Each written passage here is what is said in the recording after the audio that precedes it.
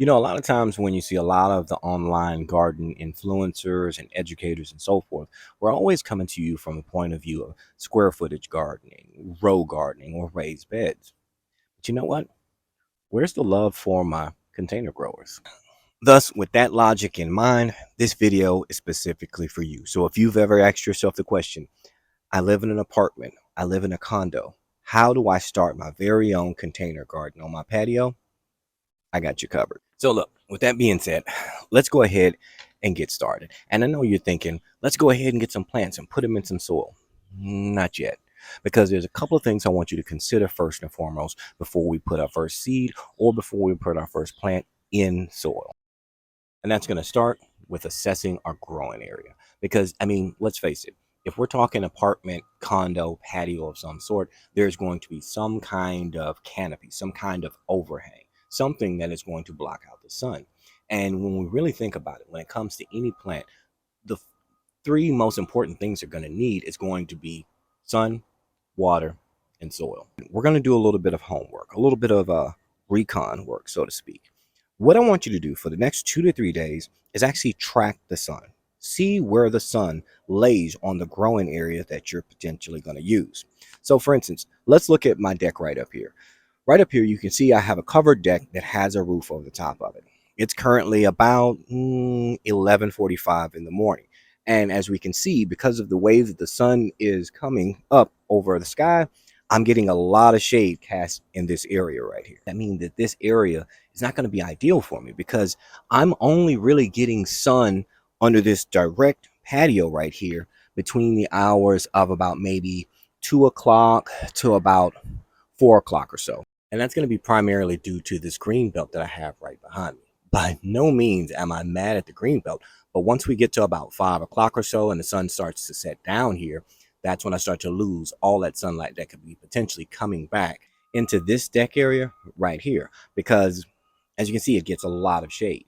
Now, of course, I understand this is only specific to my growing situation. But the thing I'm trying to iterate to you is that I've assessed my situation when it comes to the sun and how much this area grows. Hence the reason why the only thing I really actually grow up here is going to be like my ornamental plants and plants that prefer like that partial shade. Now, if your sunlight situation is similar to mine, don't be discouraged because you can still grow food on a deck like this. You just really have to consider where that light is coming from.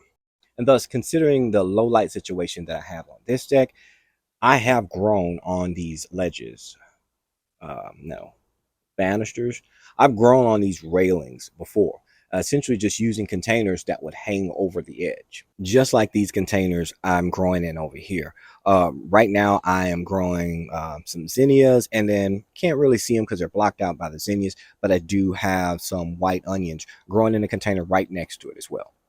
So your first step for sure is going to be tracking the sun, because a lot of the annuals that we want to grow during the spring, right, like our tomatoes, cucumbers, and so forth, are going to prefer that 6 to 8 hours of direct sunlight.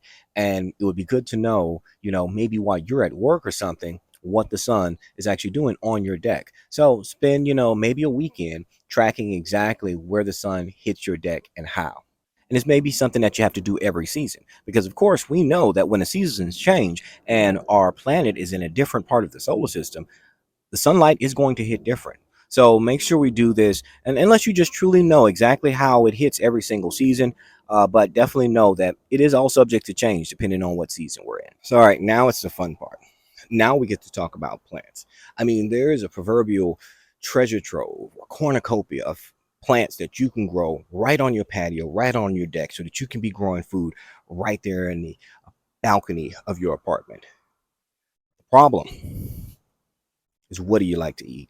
Because look, while I fully subscribe to the ability to grow anything and everything that's out there, let's face it, this is going to take a lot of time, effort, and your money to be investing in growing something on your patio. Why not make sure it's something that you actually enjoy? Because, say for instance, like, well, I don't know, sometimes you might have to experiment to find out what you don't like. I remember a couple years ago, and I've told this story before. So if you've heard it, skip ahead. But I remember one year I just got so excited about adding color to my garden. So I wanted to grow some red leaf lettuce. And oh my gosh, while it was very nutritious and super high in antioxidants, it tastes like cardboard. Oh my gosh, I could not stand red leaf lettuce. But so I guess sometimes you have to experiment around to find out what you don't like. But going back to the whole of growing what you like to eat, right? For instance, I grow a lot of strawberries. Reason being is because my kids love strawberries. So I have strawberries all throughout my property, growing all over the place. I think currently I have about 13 strawberry patches out there because we love strawberries. Or my passiflora, right? This is my maypop. We love passion fruit and we love the flowers that come off of it as well. So if you're going to put your time, effort into growing, make sure that it is something that you like to consume. Plus, I would highly recommend researching the plants first and foremost. I know you're like, Graylin, I just want to grow. I don't want to have to research, but research is going to be very important. For instance, let's say that on your apartment balcony or your condo balcony, you want to grow some tomatoes.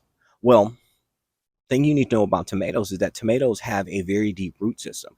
I mean, when we're talking about tomatoes, you need to have a container that's going to have at least for the smallest variety. And when I mean smallest variety, I'm talking about root structure. We're talking about our determinate tomatoes. They're going to need at least a 5 gallon container, if not more. Let's not even talk about our indeterminates. And now, when it comes to doing that type of research, the best recommendation that I can give you is to Google search your local ag extension.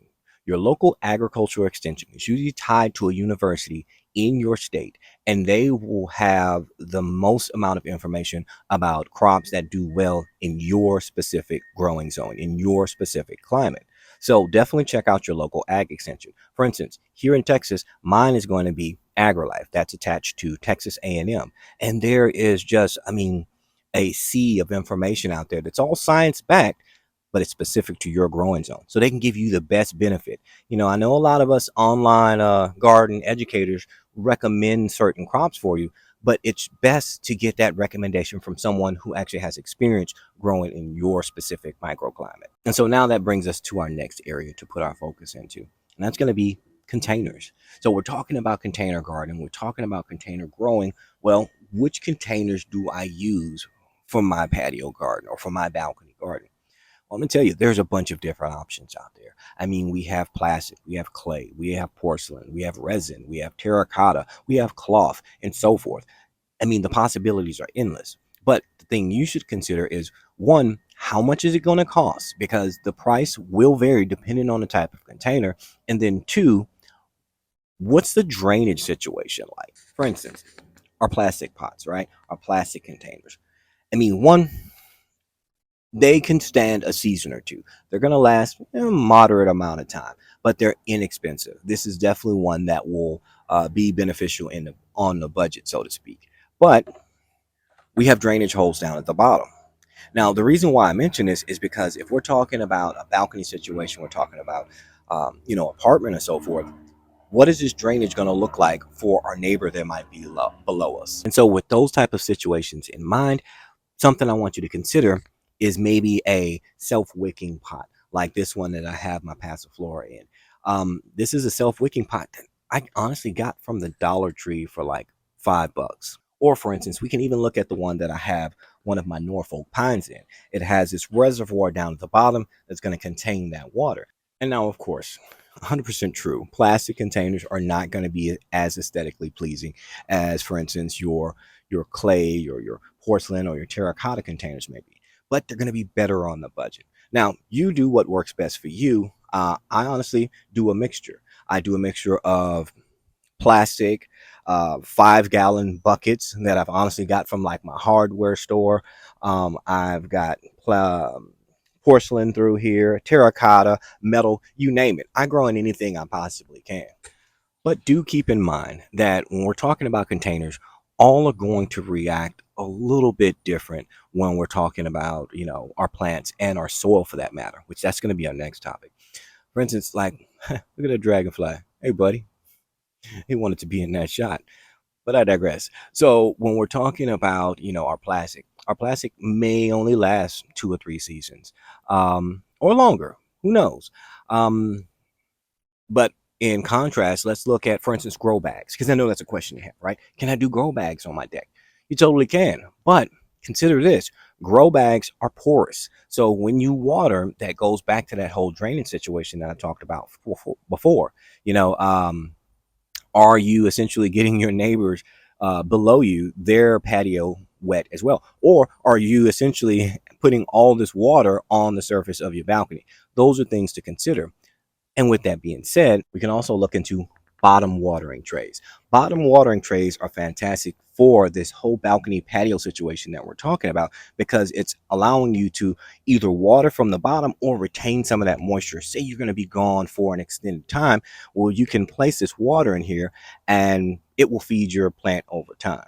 But just be cautious, because we don't want it to get in a situation where we're overwatering and creating an anaerobic situation for our plants. I mean, that's how we can get a root rot situation. So just be mindful of that. So yeah, in conclusion, self-wicking pots and bottom watering trays can definitely help in regards to trying to retain or maintain some of that moisture. So now let's do a little bit of a check for understanding, right?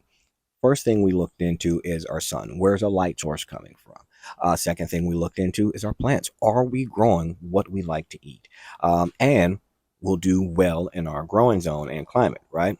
And then third, we looked into our containers, talking about the different materials that are made out of, um, what fits in our budget. And then something I'm not sure if I really touched on enough is the size that's necessary, because differing plants are going to need different size containers. And this is going to be another plug for your local ag extension. And now the ag extensions are not paying me at all, but they are such a good resource. I have to say it to you again. Check with your local ag extension, because they can usually recommend how deep of a root structure is going to be necessary for the plants you intend to grow. And now, of course, you can always just ask me in the comments and I'll let you know as well. But why not have two trusted sources for information? But you know what? Now we're going to spend a little time talking about one of my favorite subjects, and that's soil. I mean, in all earnest, I could spend all day just talking about soil, because it's one of the most important things that we can do for our plants. So let's go down and talk about some container soil.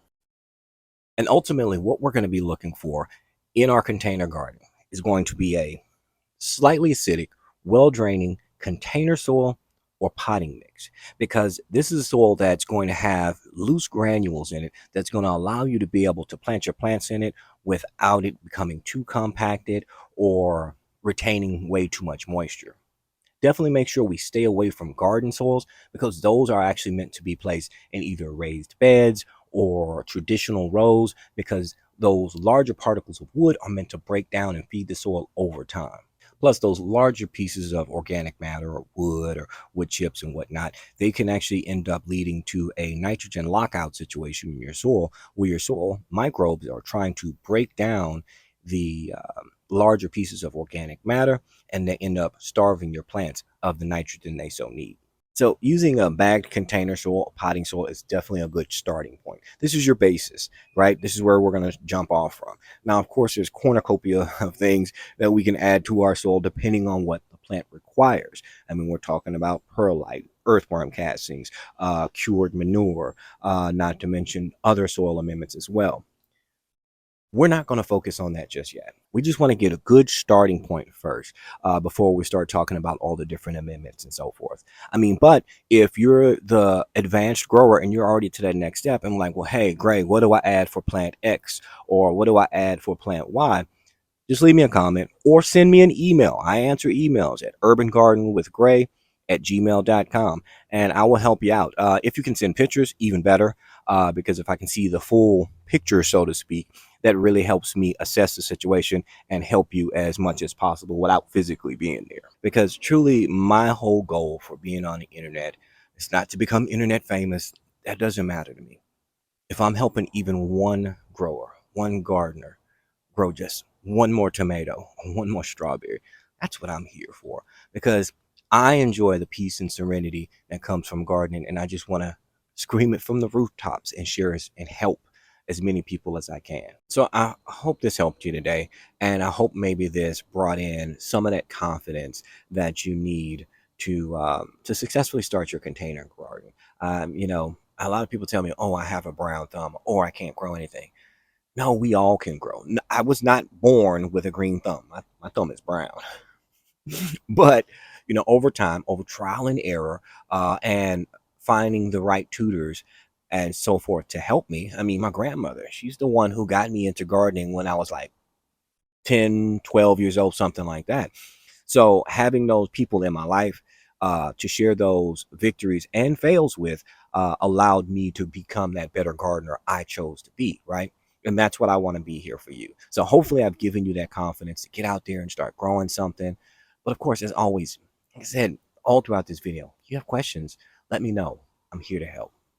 It's been amazing speaking with you. I think our next video, maybe we should start talking about specific plants to put in our container garden. What do you think? Let me know in the comments. Yeah, I think maybe we should talk about plants next because we hit on it a little bit, but maybe I should give you some recommendations on good starter plants to start with. Or you can actually check out my podcast. I have a podcast somewhere on here called Growing with Gray when I start talking about all those introductory plants. Check it out if you get the chance. If not, no harm, no foul. It's been amazing speaking with you as always. Talk to you again real soon.